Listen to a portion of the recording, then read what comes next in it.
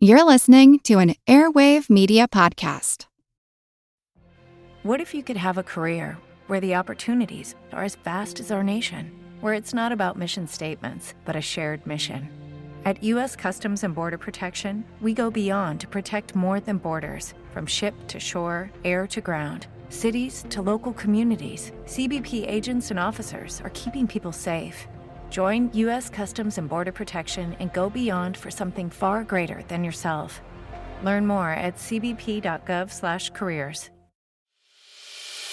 As a longtime foreign correspondent, I've worked in lots of places, but nowhere as important to the world as China. I'm Jane Perlez, former Beijing bureau chief for the New York Times. Join me on my new podcast, Face Off, U.S. versus China, where I'll take you behind the scenes in the tumultuous U.S.-China relationship. Find Face Off wherever you get your podcasts.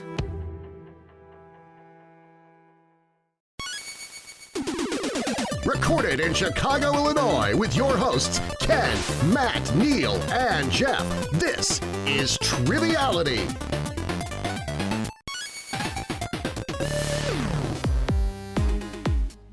Hello and welcome to Triviality, the game where a lack of seriousness meets a little bit of knowledge. My name's Ken, in the studio with Jeff and Neal.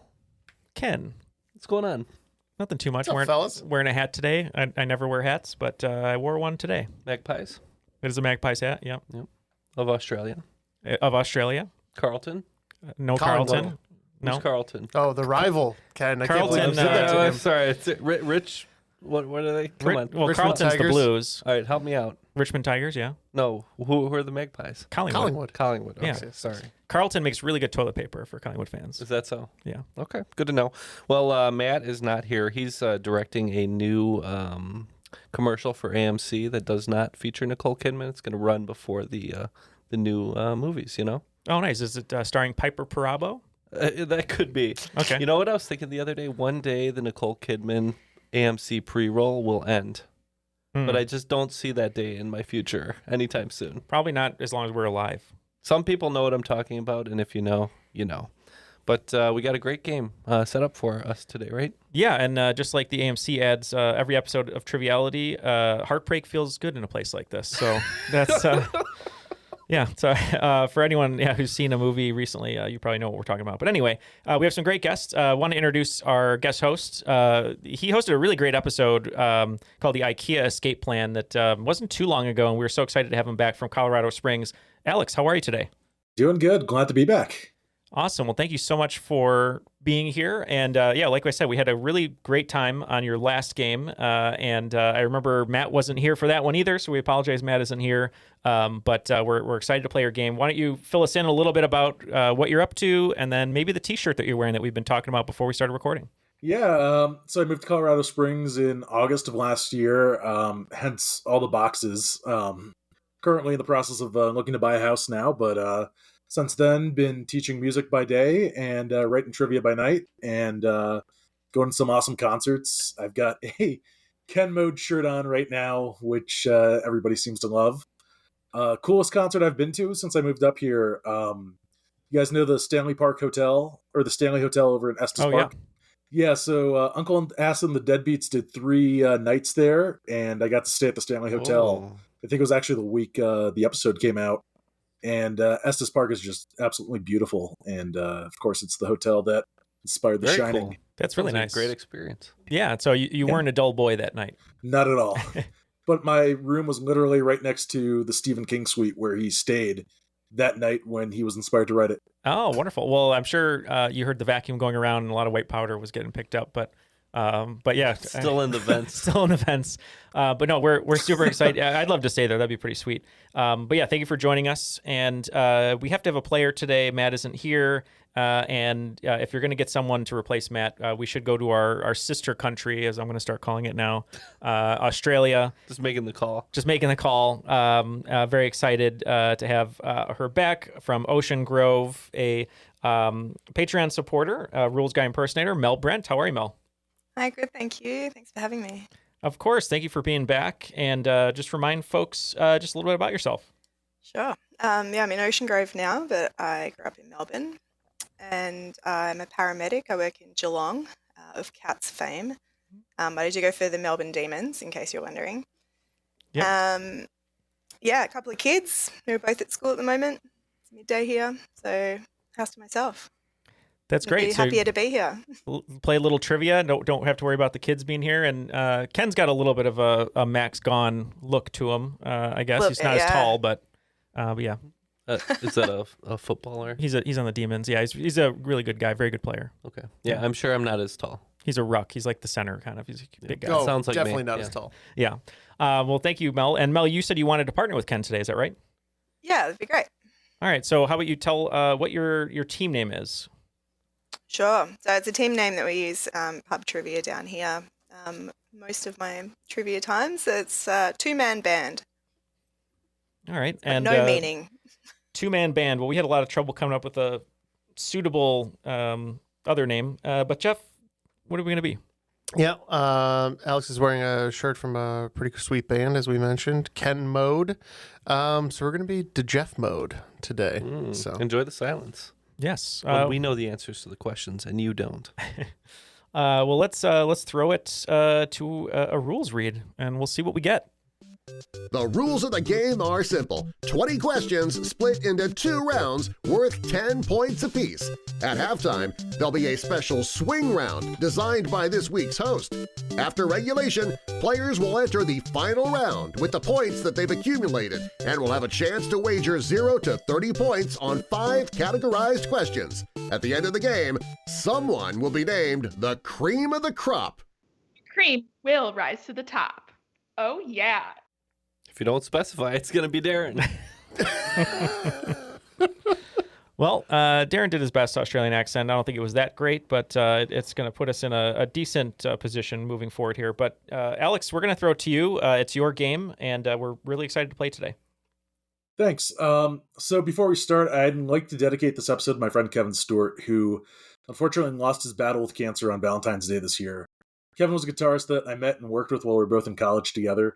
He was the type of person who would always put a smile on people's faces, and even though he was a talented musician, he was always down to earth and super humble. He had a band called State of Flux, a solo album called Supernature. Highly encourage listeners to check them out on Spotify. If you're a fan of instrumental music or prog metal bands like Animals as Leaders, Cynic, Gordian Knot, they'll more than likely be up your alley. If that's not your style, it'd be awesome if you could share his music with someone you know who would like it. Even though Kevin's no longer with us, it would be beautiful to see his music continue to live on. Thanks, everyone. So question number 1, film. The 2024 film Mean Girls is based on the 2017 Broadway musical based on the 2004 film of the same name. Despite having a mostly new cast, Tina Fey reprises her role as Miss Norbury, and what other SNL alum reprises their role as Principal Duval? We can lock in. Are you a big Mean Girls fan, Mel? Yeah, I am, actually. Oh, I'm that's a big good. SNL fan, too. Oh, good. Yeah. So I'll let you go ahead and take this one then. Oh, well, I'll have to check with you first. But I think it's Tim Meadows, is that right? I do agree. It would be the ladies' man. So in The Australia, instead of Saturday Night Live, is it just like church hour or It's like what? Sunday afternoon live. No, that's really the only place that I get my global news, because it's the only form of kind of news that I watch is SNL. Terrible. Yeah, we agree. We think it's also the hilarious Tim Meadows. Yep, you're both right. Definitely think Tim Meadows is one of the most underrated cast members on SNL of all time. There was that bit, I don't know if you've ever seen it, where he does the Thanksgiving song. Oh, yeah, I know what you're talking about. With Phil Hartman.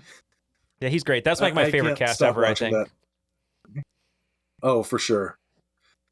Speaking of which, question number 2 is on television.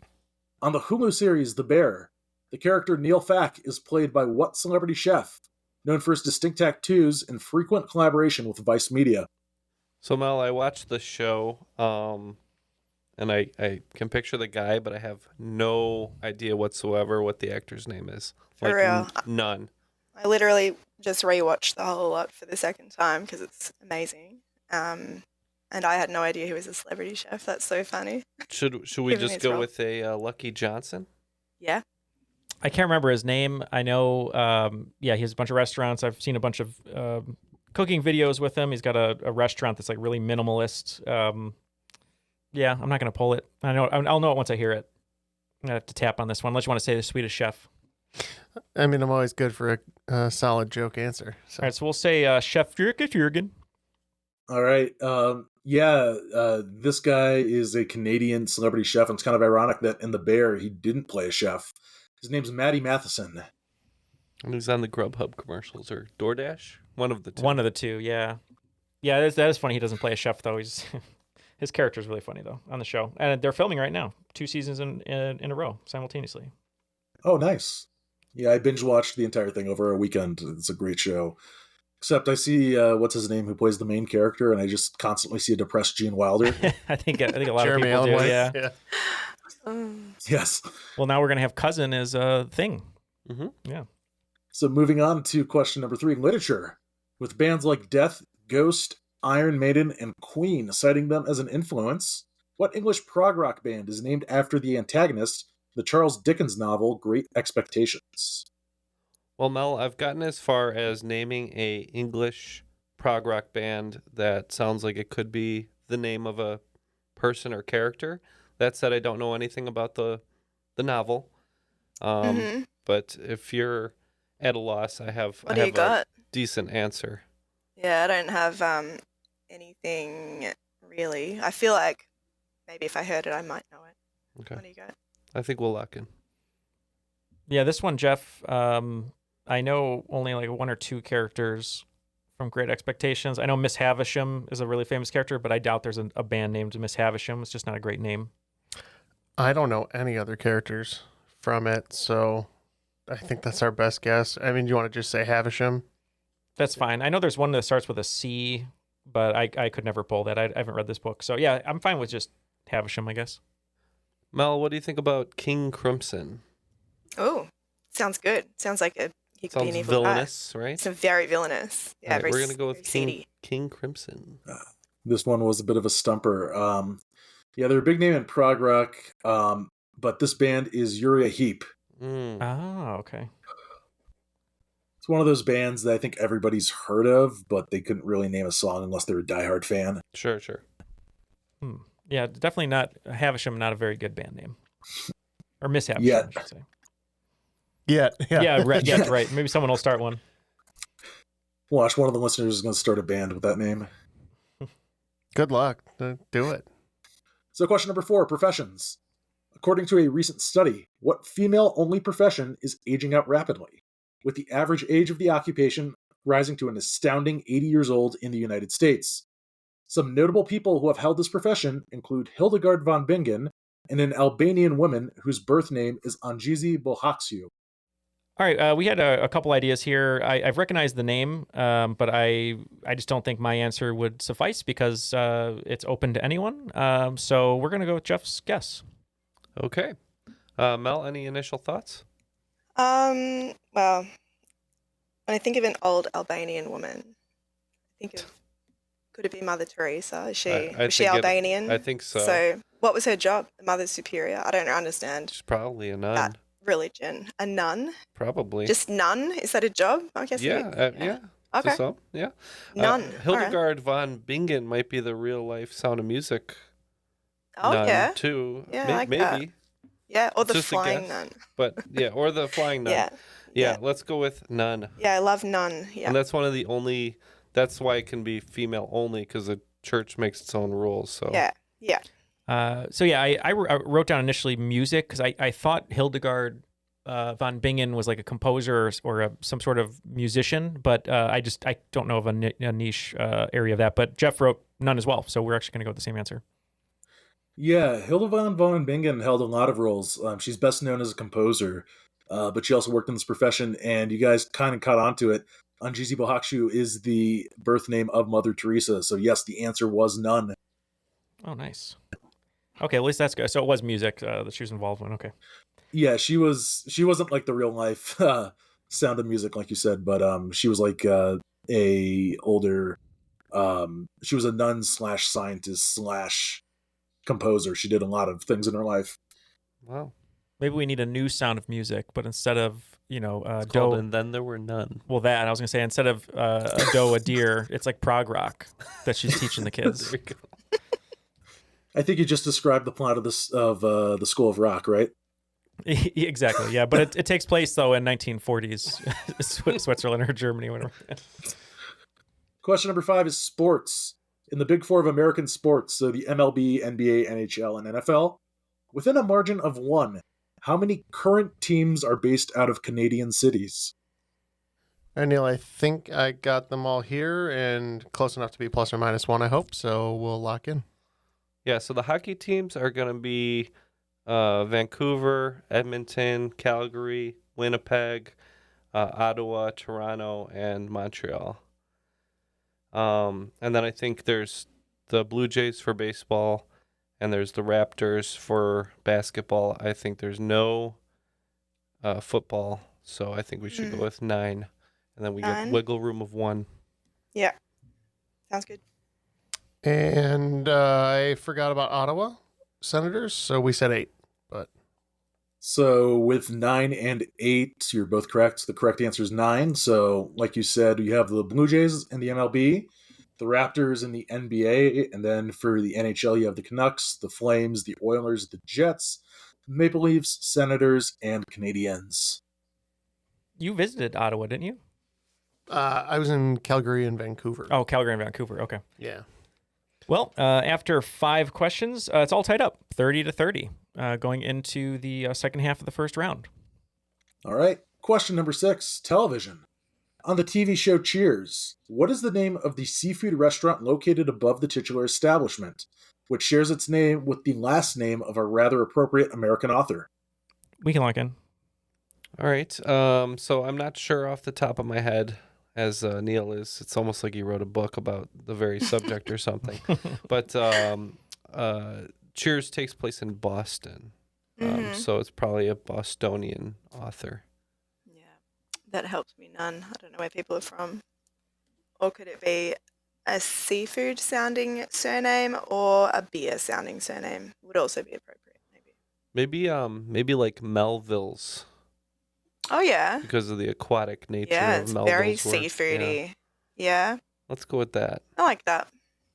Yeah, on the menu next to whale, pain, depression, and loss, we said Melville's. So, yes, you were both right. The correct answer was Melville's, named after Herman Melville. Oh, sweet. Nice, yeah. You order one thing and they serve you up just a plate of symbolism. I like that, yeah. And then there's a Starbucks inside as well. Oh, that's nice. Yeah. So question number 7, animals. The Kirin is an East Asian mythological animal that is a mix between a dragon and a deer or horse. The word Kirin is also the Japanese word for what real-world animal first introduced to the country as that same mythical beast. All right, we have a guess over here. We're going to lock in and see what happens. Okay, so I speak quite a bit of Japanese. Unfortunately, this word is not in my vocabulary, but I can rule out a lot of animals probably. So if you have a hunch, I can maybe rule it out or rule it in. I don't. Do you agree that we're looking for something that kind of looks like a dragon, deer, horse situation? Or do you think it's going to be totally not realm? It's hard to say. It's hard to say. Yeah. Maybe a bird, maybe a bird even, you know. Mm-hmm. Maybe like a crow, because there's a lot of crows. Yeah, so I don't know if this was on air when they were making fun of my memory sometimes. My memory works really weird. I can't remember what I did yesterday or the day before, but I remember very distinct things from my past. And when my aunt would come with us to the zoo, I remember her saying Kieran. And I thought it was a giraffe, so that's what I went with. That's it. Yeah, Mel's on the right track of trying to combine a dragon, deer, horse into real life, and that's what they thought the giraffe was. So yeah, the answer is giraffe. Well done, Neal. Yeah, I'm just glad I remember that. That was, yeah. And now that you mention it, I have come across that vocabulary and just didn't remember it. Mm-hmm. Question number 8 is video games. What 1986 Sega video game features a couple driving a Ferrari Testarossa through branching paths with a selectable soundtrack? The genre's soundtrack was so influential that the game's title would later become a placeholder title for the musical genre before it was later referred to as synthwave. I don't know this one. It's a great question, and I feel bad not giving a proper answer, but should we just lock in something? Yeah, let's just put down our best guess. Okay. Mel, any ideas initially? No, we're a Nintendo family. Okay. Which sucks. This question. I think it's too old, but there was a game called Spy Hunter. It kind of reminds me of driving the car down branching paths. I don't know if there's a couple, but it's one option, and it kind of sounds like a cool name for a genre. I agree. That is a cool name for a genre. Yep. I don't think it's right, but we're going to go Spy Hunter. That sounds really cool. Yeah, we love the question. We just wrote down the word MIDI, thinking maybe it has MIDI in there somewhere, but yeah, we're at a loss. Yeah, this I guess was a tough one. It's a pretty difficult game, but yeah, the game was called Outrun. Oh, it's a cool name. Yeah, I've definitely heard that in the synthwave one of those games where realm too. Yeah, I was gonna say it's one of those games where I'm sure if you go on YouTube and watch somebody playing it or something, you'll be like, "Oh, that game." It's the one where if you crash the car, the couple gets knocked out, and then it just magically gets flipped over. So that brings us to question number 9: fictional characters. The 2018 music video for Drake's "I'm Upset" features Drake's character Jimmy Brooks returning to Degrassi Community School for a class reunion. In addition to cameos from the characters of Degrassi: The Next Generation, the video features 2 fictional characters from another established franchise who made cameos in 5 episodes of the show. Name both characters who appeared in this video, since it's almost impossible to name one without naming the other. All right. I just have, for some reason, I know this one person talks about this show all the time, and I was always wondering why, so I'm assuming it's because he was on it. All right. We're going to lock in with a weird gut guess. Anything for you, Mel? I'm going to suggest something that's going to sound stupid. Beavis and Butthead. Yeah, maybe. I mean, Is that ludicrous? It's kind of early for video, like cartoon cameos. But Degrassi. I don't do Drake. Yeah, I don't do Drake. So I have no idea. It is a pair, and they do always come together. So Yeah. I'm down for it. Are there other pairs, Ernie and Bert? Who else could they be? It could be Bert and Ernie. I don't know. I don't necessarily want to see Drake with children's characters though. Let's go with Beavis and Butthead. I like the animated tie-in. Sure. So a long time ago, you like Drake's music, Bert? You like God's plan? A long time ago, when I first started Twitter, Kevin Smith was on Twitter all the time talking about Degrassi, and I had no idea why. And I'm just taking a guess here that maybe it was Jay and Silent Bob, because they have an established franchise. Yeah, you nailed it. They were in a few episodes where they were filming a movie in Canada, but it was Jay and Silent Bob. So Kevin Smith and Jason Mewes. Were they were just in character? But I'm not going to feel bad about it. They were in character as Jay and Silent Bob, literally selling weed to the principal of Degrassi. Okay, I was just, because he always tweeted about it. I'm like, why is this guy watching the show so much? But he was in it. Okay, that makes a lot more sense. Yeah, he was in they were in 5 episodes or something. And yeah, check out the video, if for nothing else, just that clip. Then the end where for some reason the school catches on fire and they're just rapping in front of the building while everybody runs out. Question number 10, last question in the first half, is music. Sticking with the topic of Degrassi: The Next Generation, a majority of the show's episode titles are taken from the titles of popular music songs. The show's pilot takes its title from what 1972 Paul Simon song? He, in turn, got the title from a dish at a Chinese restaurant made from chicken and eggs, which makes it slightly more morbid when you think about it. So these guys are locked in. I just start naming Chinese food dishes, but I don't know if it'll get me to a Paul Simon song. I feel the same way. Should we just, egg foo young? He's like, I'm going to call a song this. It's delicious. Chicken chow mein. And as for Paul Simon songs that are only Paul Simon and not Simon and Garfunkel, I'm not great on that. Yeah. Call Me Al. There's probably both of them. Me and Julio, Down by the Schoolyard.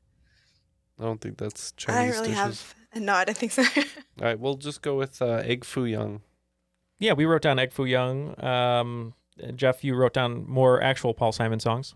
Yeah, we touched on Me and Julio, Slip Sliding Away, but we just said Call Me Al. Classic Paul Simon.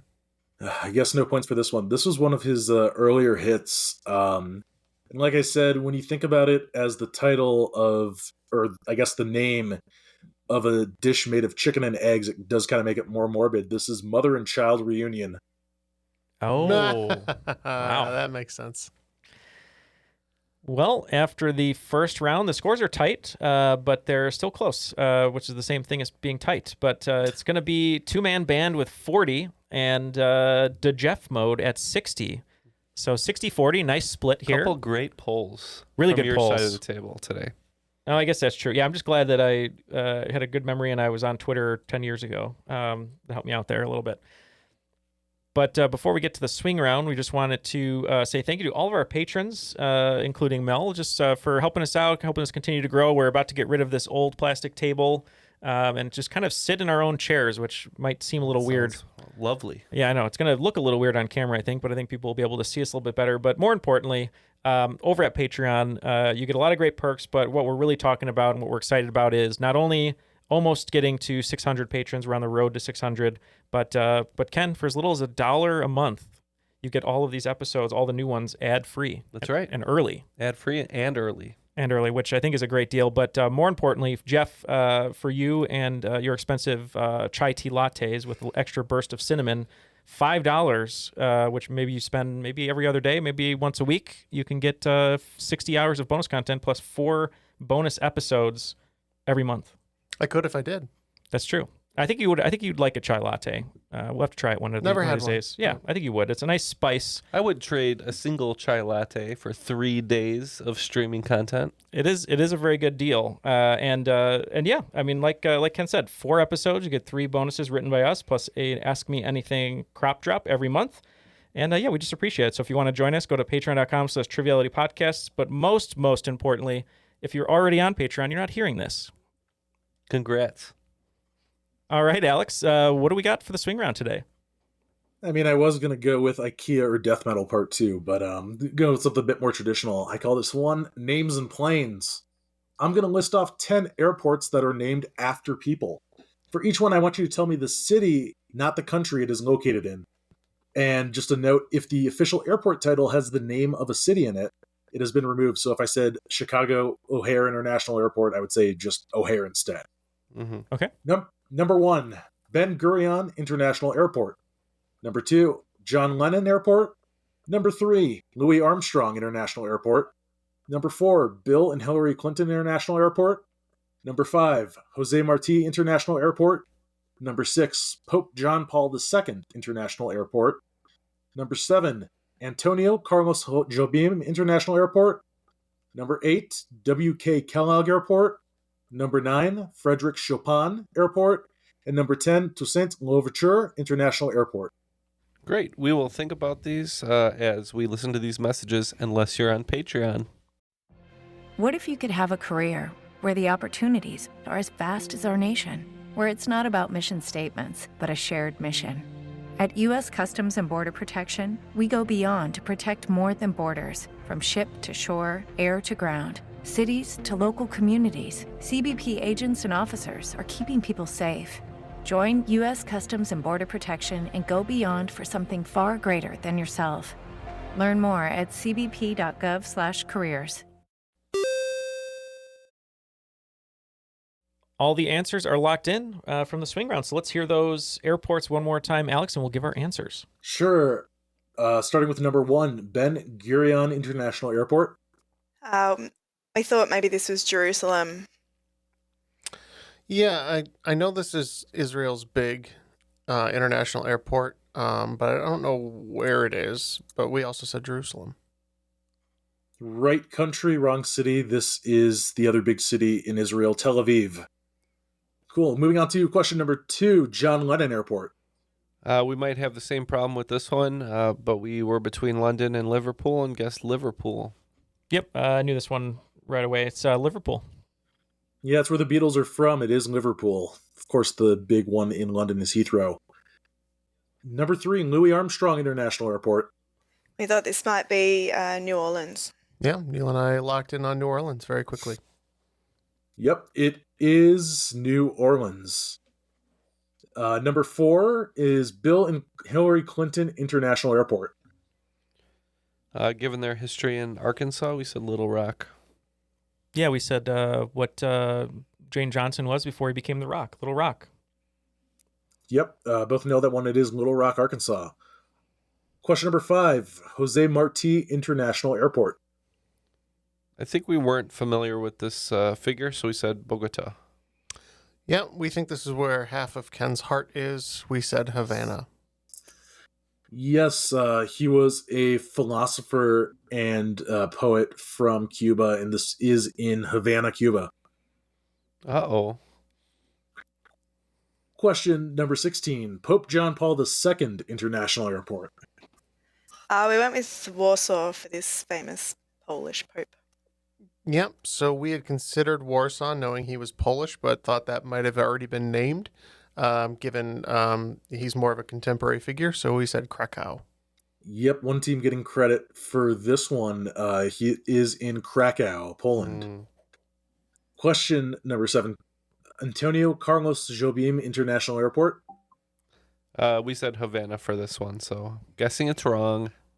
Yep, he is Brazilian. So we said Rio de Janeiro. Yeah, he is probably one of the greatest Brazilian composers of all times. And yes, this was Rio de Janeiro. Question number 18, W.K. Kellogg Airport. We just took a stab and said Kansas City. Happen to know Kellogg is famous for being a Michigander from Battle Creek. So we guessed Battle Creek. Yep, this is the... that. Well, I worked in Battle Creek once. He's been there, though. Yeah. Literal months of my life in that state. Yeah. Yeah, Sorry. For those of you who don't know, Battle Creek is the cereal capital of America, and that's where Kellogg of the Kellogg brand established headquarters. So Battle Creek, Michigan. And a Question failed number- pilot from the creator of Breaking Bad. And he was trying to get people to stop masturbating, and he failed at that too. Yeah, That's he was true. not a great guy. Look him up. What was that him or was that Graham, the guy It who was invented both the of graham them. cracker? Yeah, Oh, they were With our both. powers combined, you will not touch yourself. Yeah, if Yeah. you want to see a very weird movie that's of its time, watch The Road to Wellville with Anthony Hopkins and Matthew Broderick. It's a very strange movie, but it's about that. Yeah, about cereal and about not touching yourself. Cereal and cereal masturbation. That's right, exactly. That was the tagline. Okay, I literally wrote a note. I have to look into that now. Question number 19, Frederick Chopin Airport. We weren't 100% sure where Chopin is from, but we said Budapest. This is the one that took Warsaw for us. Yeah, you're right. It was mentioned earlier, but yes, Chopin was Polish, and Chopin Airport is in Warsaw. And number 20, Toussaint Louverture International Airport. We said Port-au-Prince. Yeah, I know this is Haiti, so we guessed Port-au-Prince. Yeah, I wrote this a few weeks ago, and of course, this airport is currently in the news recently with everything going on in Haiti. But yes, it is Port-au-Prince. It's 20 measly points, my friend. All right, so two-man band picking up 20 points, bringing their total to 60. And over here at DeJeff mode, that round was really DeJeff mode for the most part. We picked up 45 points, bringing our total to 105. Cool. Moving on to the first question of the second round. Sports. Golf enthusiasts know that the 11th, 12th, and first two shots of the 13th hole of the Augusta National Golf Club are commonly referred to by what informal spiritual name? Although its name comes from a 1930s jazz single, it also shares its name with the title of a song off Opeth's 1998 album, My Arms, Your Hearse. I had to put that in there. I'm sorry. Oh, why couldn't it be off Damnation? Why couldn't it be off of... what's the one that I like? Watershed. Yeah, Watershed. Okay, Jeff, looks like you wrote something down. I'm just going to be in agreement because I don't know too much about golf. So we're gonna be Neither here does Jeff. He locked in on the Opeth. on the clue. Opeth song. So good for him. I do love me some Opeth, but I don't know the song title. What about something like God Hand? I don't know. Can't be the Holy Trinity because it sounds like it's four things. And take 5 is 5 things. And Mac the Knife is something. It's not that. jazz Look, you're naming single. I actual just jazz think- standards, so as a music teacher, I am I happy. know, I'm a saxophone player. Told you I'm Jeff. Parallel universe Jeff. Mel's got many hidden talents that we're learning about today. She can save your They're life, not. and she They're can play all, you like- a standard. All right, let's go with God Hand. I like the God Hand. Initially, Jeff wrote the informal spiritual name for my 3 holes, but Jeff, I think we have a better answer. Ken was channeling a different Opeth song over there, Hope Leaves. We said the Amen Corner. I'm actually kind of surprised you got it off the Opeth clue, but yes, it is the A-Man Corner. Wow. It's a cool name. God Hand is cool, though, too. That could also be a great thing in poker. Like, whatever. I guess that would be like the... Royal Flush. Royal Flush, right? That'd be the God Hand. Question number 2 of the second round, before and after. I'm sure I don't have to explain how those work. So, number 2, before and after. A fast food chain who had to change their name to Hungry Jack's in Australia due to legal reasons runs a promotion with a wrestler who had a Chicago-based sitcom family named in his honor. I was not anticipating an Australian to be on the show. Well, Hungry Jack's is our Burger King. Yes, I got that far. Yeah. And then a wrestling that starts wrestler that starts with King. King, or maybe ends in burger. What's the chances? King someone. Chicago-based sitcom family. King Winslow? Oh, Is that a wrestler? I don't know. I like the Winslows. Who else is Chicago? Bundy? King Bundy sounds more like a wrestler than King Winslow. It does. Yeah, I agree. Let's go with King Bundy. Burger All King right. Bundy. Burger King Bundy. Very close, very close. Well, Mel is an honorary Chicagoan now because I sent her a Chicago Bears hat. So speaking of that song Jeff was referencing, Hope Leaves, now she can enjoy all the hope that leaves all the Chicago Bears fans every Sunday. But you were very close. We said Burger King Kong Bundy. Yeah, they named the family on Married with Children after him. It is Burger King Kong Bundy. No, I Quite have an no words. mouthful. I have nothing to say. Maybe we should give It's him not going well. 5 points, Jeff, because they were pretty close. No, No, we'll I didn't just need get you the to get rest points. correct. That's fine. Yeah, we'll kill it. We're good. So question number 3, music. Originating in the late 1980s, what subgenre of indie rock got its unusual name after a critic noticed multiple guitarists' tendencies to stare through pedal boards while performing? It's finally my Slumdog Millionaire moment. These guys have been Slumdog Millionaires this whole game. It's finally my Slumdog moment, so we're locked in. Millionaire. Subgenre of indie rock. Is this shoegazy? Oh, it's got to be Because they're shoegaze. staring. Because Ken loves talking about shoegazy. It's Any gotta, chance he it's got. got to be shoegaze. I was- Staring at your feet. I always hear him Oh. talking about it. So let's lock it in. I'm in a shoegaze band, so shoegazing. Yeah, it is shoegazing. I was kind of curious how it got its name, and apparently that's how it did.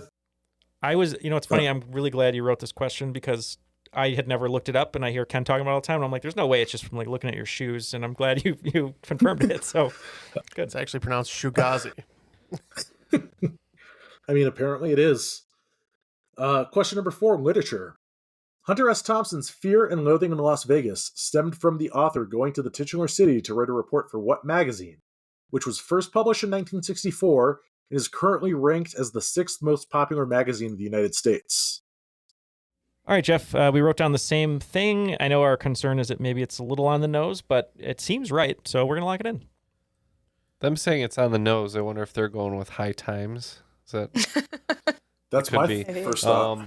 Is Playboy earlier than 64? Playboy sounds like could be the right time. I can't think of anything past Rolling Stone. But I think that's too early for Rolling Stone, maybe. Yeah, Playboy kind of feels right to me. I feel somehow. like that is ringing a bell. Yeah. All right, we'll go Playboy. All right, Ken's going Playboy in his smoking jacket. Yeah, we thought, Americana, they have some hard-hitting stories sometimes. We said Rolling Stone. Ooh, no points for this one.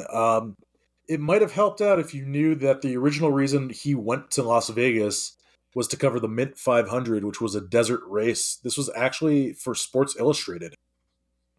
Wow. Okay. Question number 5 in the second half is celebrities. Although it's mostly remembered for Alicia Silverstone getting her navel pierced, the music video for Aerosmith's 1993 song Crying features a then unknown Josh Holloway, best known for playing James Ford on what TV series? We can lock in. Yes, the then unknown Josh Holloway, not the currently unknown. Yeah, and just the audible noise I made was I knew what he was talking about. Because I was like, oh yeah, I know that video. Anyway. Of course you do. It's like the most played on MTV back then. I can't get Lost out of my head. You know, Sawyer. Sawyer's actually is not his name. His name isn't Sawyer. It might be Ford. In Lost? Oh, Does that ring a bell? you want to go with Lost? I don't know. Maybe. That's fine with Have me. we got anything? No, not at all. Yeah, I think in Lost, James Sawyer, the character Sawyer, his name isn't actually Sawyer. He wasn't born that. It might be Ford. So I think you're Lost, saying Lost? if we don't have anything else. That's a great guess. I love it. Yeah. Wishing Matt were here. He'd love this question. Pretty sure that you are correct, right, Neal? This would be Sawyer. Yeah, this is from Lost. Yeah. All right, so I can picture the guy. Yeah, you're both correct. I've never actually seen this show, but yes, it is Lost. Awesome. Well, I feel like, Ken, you said you feel like you've seen him before, and my guess is from Mission Impossible when Léa Seydoux shoots him down, probably. Yes. After 5 questions in the second round, it looks like Two-Man Band picking up 20 points, bringing their total to 80, and Jeff Mode picking up 40 points, bringing their total to 145. Moving on to question number 6, classical music. In Western classical music, which of the following eras came last? For a bonus point, put all 5 eras in chronological order: Renaissance, Baroque, Classical, Romantic, and Medieval. All right, Mel. I think this one's in my wheelhouse. But did you have any initial ideas? Yeah, I feel pretty confident that Romantic is the last one. I agree with you most there. recent. Yeah, agree before with you that was there, yeah. Classical. I think Medieval might be the oldest, and I think Renaissance was the rebirth. So I don't know if it goes Medieval, Renaissance, Baroque, Classical, Romantic, or Medieval, Baroque, Renaissance, Classical, Romantic. The What are first your one is what? The first one is what I had: medieval, Renaissance, Baroque, Classical, Romance. Yeah, that's what I've got written down. That sounds good.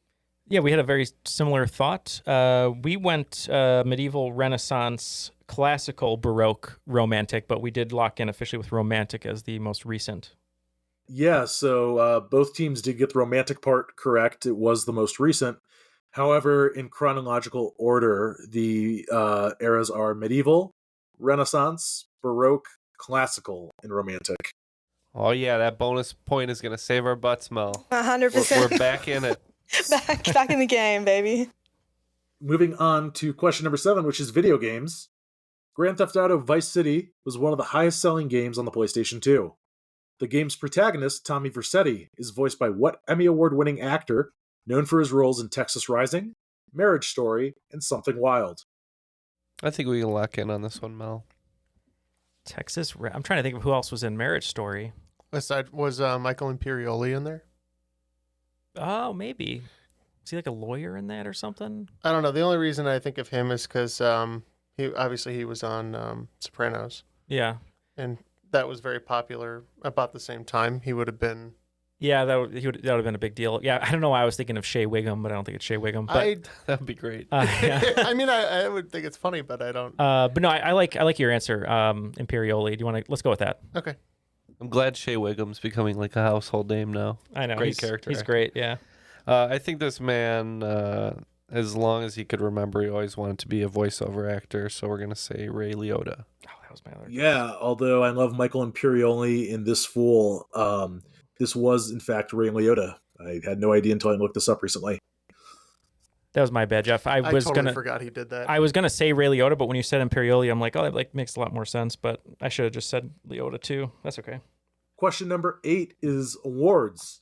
The Clio Award was created to honor innovation and excellence in 3 categories, although one of the 3 often comes to people's minds when they hear the name. Since 2015, they have given out a special award each February to honor innovators in what super specific field?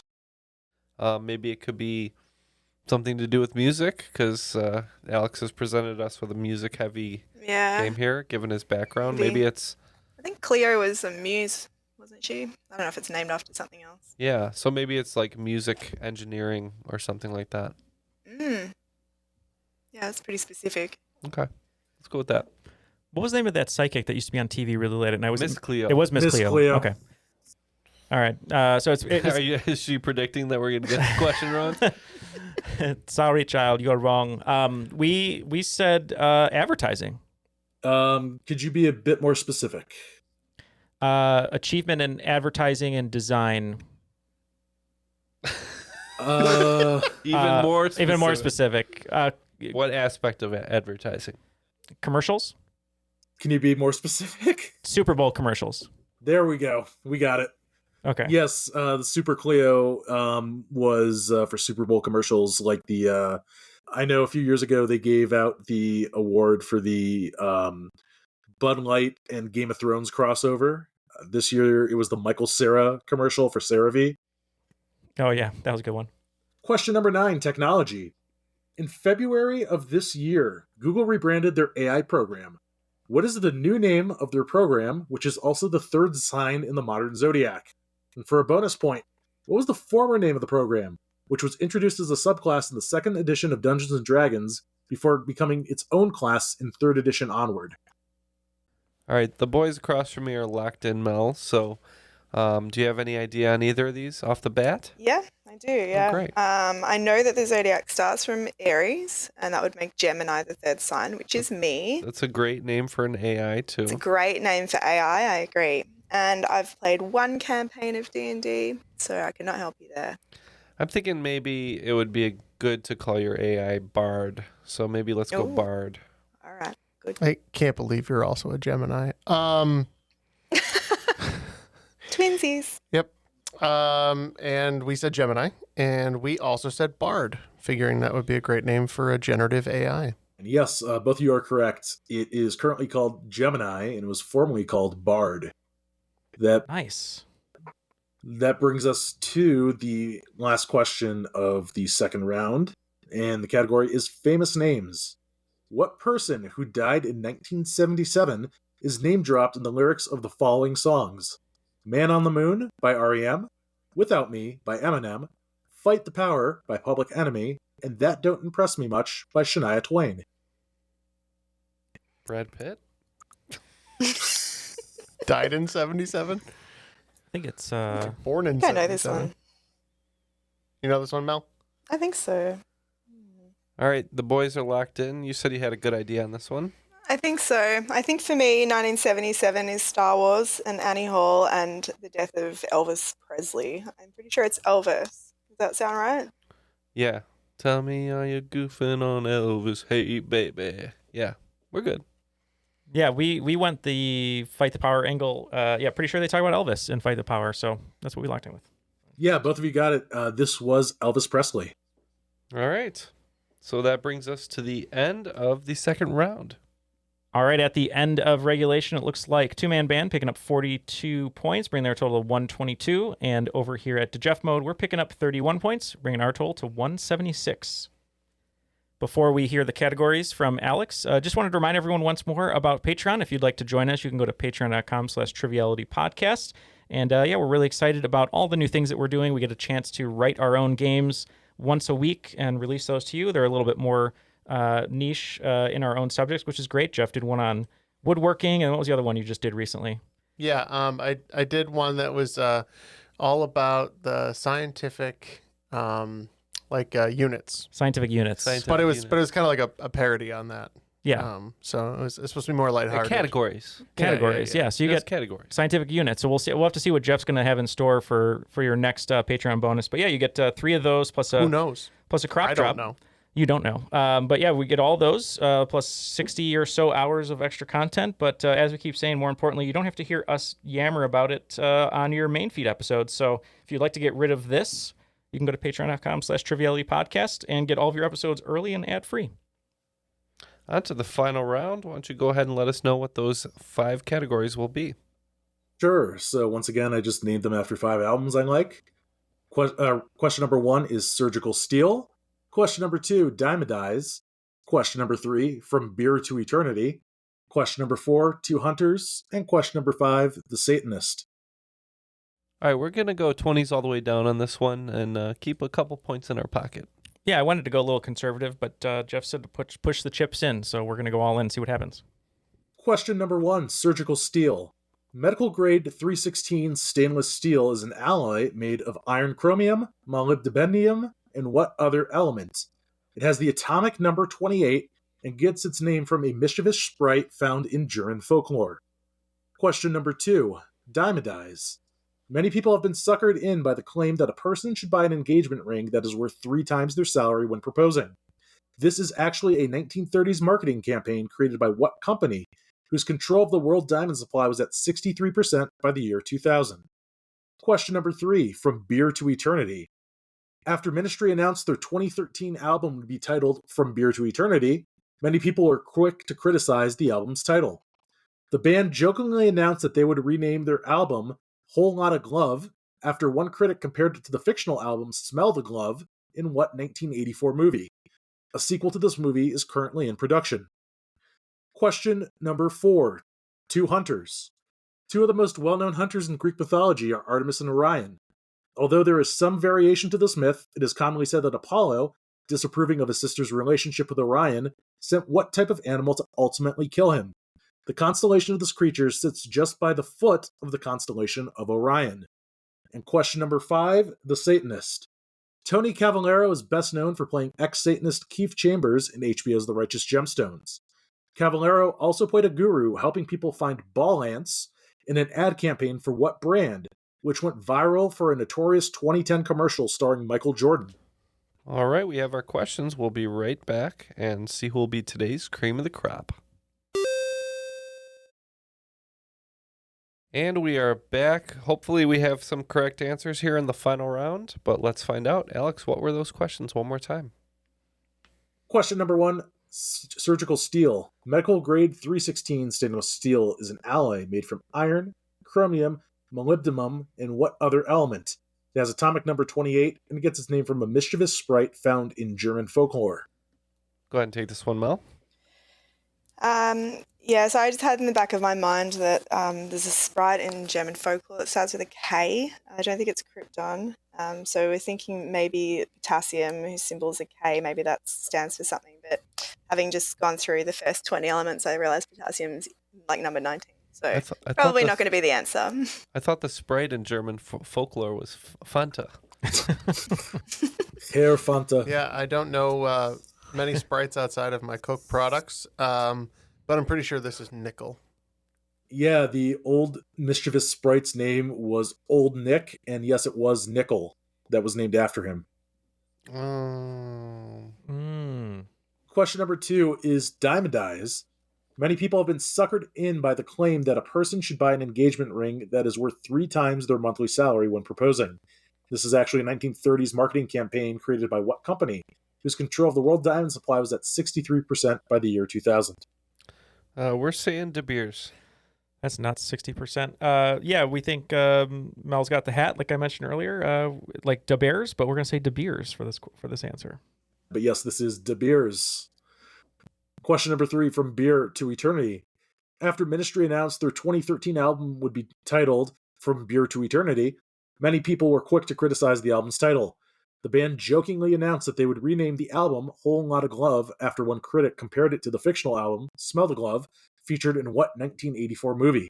A sequel to this movie is currently in production. Yeah, we went Smell the Glove. This is Spinal Tap. We agree. This is Spinal Tap. Yeah, I had no idea they were filming a sequel to this currently, but yes, this is Spinal Tap is the answer. Question number 4 is two hunters. Two of the most well-known hunters in Greek mythology are Artemis and Orion. Although there is some variation to this myth, it is commonly said that Apollo, disapproving of his sister's relationship with Orion, sent what type of animal to ultimately kill him? The constellation of this creature sits just by the foot of the constellation of Orion. We believe this is a lion. Yeah, we had no idea. We thought it's very mythological to send a snake after someone. Maybe it bites at the Achilles or something. I don't know. So we said snake. Yes, you're on the right track about it being a creature that would bite his ankle, but this was in fact a scorpion. The constellation of Scorpio actually sits by the foot of Orion. Oh, God. that makes a lot of sense. Question number 5, the Satanist. Tony Cavallero is best known for playing ex-Satanist Keith Chambers in HBO's The Righteous Gemstones. Cavallero played a guru helping people find ball ants in an ad campaign for what brand, which went viral for a notorious 2010 commercial starring Michael Jordan. Well, we just said Nike because we know Jordan's got the endorsement. I could be way off on this. I do remember, I want to say it was 2010, but the years just don't make any sense anymore when I think before the pandemic. But I think this was the ad maybe where he went viral because of his mustache, because it looked like Hitler's mustache. So we said Hanes. Yes, you're right. This is the one with the... I might have gotten some people with the ball thinking it had to do with basketball, but that's literally what Ballance was about. This was a campaign for Hanes underwear. Oh, that's right. The ball. Yeah, right. The ball ants. That makes sense. Because it was on a plane, I think. He was on a plane talking to some dude, and everyone's like, oh my God, look at his mustache. But yeah. Okay. The scores are in. The game is over. It looks like Team Two-Man Band is going to end with 102 points, but still commendable, passing the 100 mark. And the Jeff mode is going to be ending with 266 points, making Jeff today's cream of the crop. On balance, off balance. Doesn't matter. I'm better than you are. Well done, guys. I'm sorry we couldn't pull out the W today, Mel, but what a great teammate you've been. Oh, so fun. Thanks for having me. Oh, of Really course. good. Thank you so much for being here. And I'm happy that your character box from Patreon came through okay. And we hope you enjoy all that stuff. Anyone you'd like to give a shout out to before we let you go today? Yeah, sure. I will shout out my sister in Denmark, Cookie, and my kids, Oscar and Frankie, and my mum, who will definitely listen to this, Debbie. And that's about it. And my husband, Alex. Sure. There you go. He can have one too. Well, great shout outs. Thank you for being here. And Alex, awesome game again. Wonderfully written questions. A lot of cool stuff that we learned today that we didn't know about synthwave and all that other, and Gemini and Shugaze, yep, and giraffes and everything. But yeah, thank you so much for putting that game together. Any final shout outs for you before we let you go today? Yeah, first of all, thanks for having me back. It's always a blast to be here.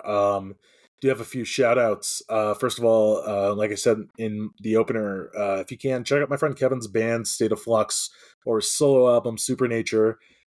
Shout out to my trivia co-writers, Matt at Trivia Lab and Justin at Einstein Trivia.